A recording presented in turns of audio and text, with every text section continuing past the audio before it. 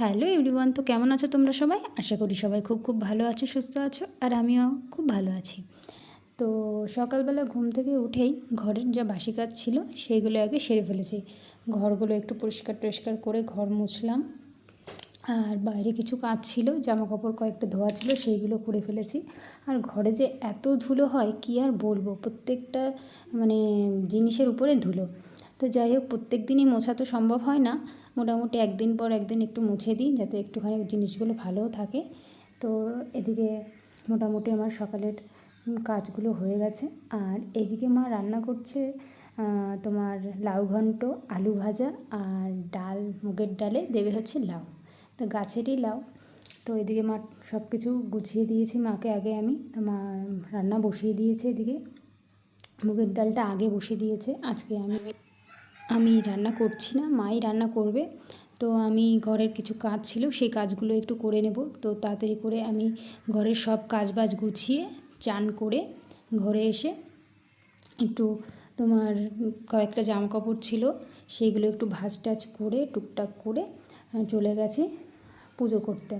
তো এখানে মা নিয়ে এসেছিলো আকন্দ ফুল, সেই ফুল দিয়েই ভাবছি তোমার একটা মালা করব, ভোলানাথকে দেব, ছোট্ট একটা মালা। তো আমাদের ঘরে ছোট্ট একটা ভোলানাথ আছে, সেই ঠাকুরের জন্যই একটা ছোট্ট একটা মালা গাঁথবো। খুব ভালো লাগে মাঝে মধ্যে, ভাবি যে ফুল মা নিয়ে আসে, আজকে একটা মালা করে ঠাকুরকে দেবো, তা আর দেওয়া সম্ভব হয় না। তো পুজো দেওয়ার সময় ভাবলাম যে না, আজকে এই জিনিসটাই মালাটা করবই। তো আমার দিদা বলে কি, এই আকন্দর ফুলটা বেশ একটু মানে পাপড়িটার একটু ভেঙে ভিতরে যে ফুলটা থাকে ওইটা দিয়ে মালা করলে খুব সুন্দর হয়। তো এইভাবেও করে অনেকে, আবার ওই তোমার ফুল শুদ্ধ যেটা কড়ি থাকে ওটা দিয়েও করে। তো যাই হোক, আমি এইভাবে বানিয়েছিলাম আর খুব সুন্দর ছিল ছোট্ট একটা আকন্দ ফুলের মালা। তো মা মাঝে মধ্যেই যে ফুল পেলে এই ফুল নিয়ে আসে, তো সবসময় পাওয়া যায় না। তো যখনই পাই তখনই মোটামুটি চেষ্টা করি একটা ছোট্ট একটা মালা বানিয়ে ঠাকুরের কাছে দেব। তো দেখো, এই যে আমার ফুল মালাটা বানানো হয়ে গেছে। আর এদিকে আমার ঠাকুর ঘরের সব কিছু গুছিয়ে টুছিয়ে পুজো দিতে আসলে এতটাই মন শান্ত হয়ে যায়, কোনো চিন্তা থাকে না। তখন মাথায় কোনো চিন্তা আসে না, কোনো কিচ্ছু না যে এটা না ওটা, কত তো মাথায় চিন্তা থাকে এ কাজ সে কাজ করলে, কিন্তু ভগবানের কাছে পুজো দিতে আসলে এক বিন্দু মাত্র চিন্তা থাকে না। তো যাই হোক, এইদিকে পুজো টুজো সেরে মা আমার জন্য ভাত গুছিয়ে রেখেছিল।